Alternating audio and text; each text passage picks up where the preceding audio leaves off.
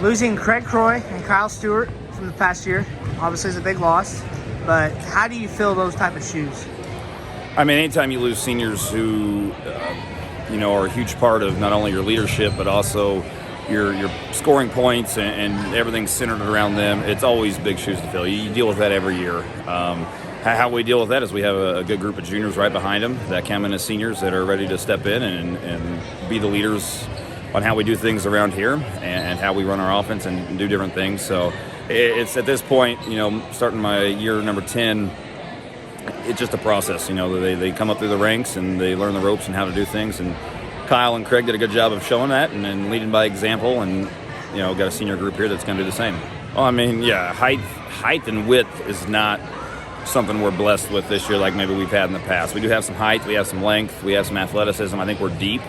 We got to use those things right there to our advantage to try to overcome some of our weaknesses that maybe we have or the disadvantages we might have with teams that have a little more height and brawn down low. And like I said, they're an athletic group. They're not an old group. They're kind of a young group. They want to get out there and use their energy and use their athleticism. So, we definitely have some of those strengths, but there's going to be a lot of teams that have athletic kids that can match us there. To me, it's going to come down to the heart and the desire to use those tools longer and more effective than the other team.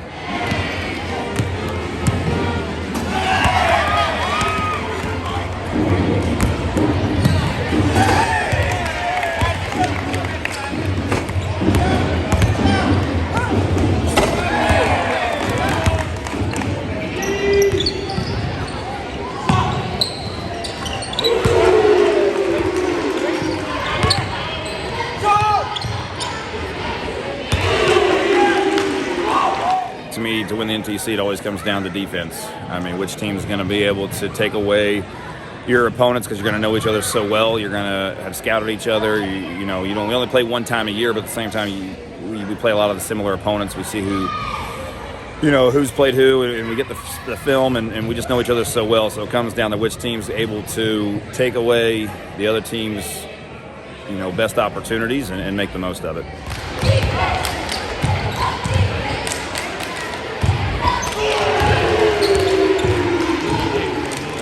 Not to be cliche like everybody else, it's the relationships. You get to know these guys, watching them grow up, especially now 10 years, these guys I've had from the classroom down at the grade school to being their classroom teacher to their PE teacher to now their principal at the grade school, and then watching them grow here at the high school from freshmen to sophomores. It's about those relationships you build. You watch them grow as young men, and, that's what makes it exciting. So to miss out on those opportunities there, of the year that nobody wants to speak about, it's hard. You don't get those opportunities back. So to have everybody here and to have the opportunities back and everything in full swing is just really gratifying. And it's, I think you appreciate it maybe more having had it lost there for a little bit. So that's what I take away from it. And that's the part we try to focus on is how we go about each and every day. It's not about the wins and losses. Wins, everybody wants to win. Those are always nice. That's what you're trying to do in the game part of it. But in order to get those wins, there's so much more that goes into it. And like I said, that's what we try to hang our hat on. That's what we try to do every day, and that's what makes it fun.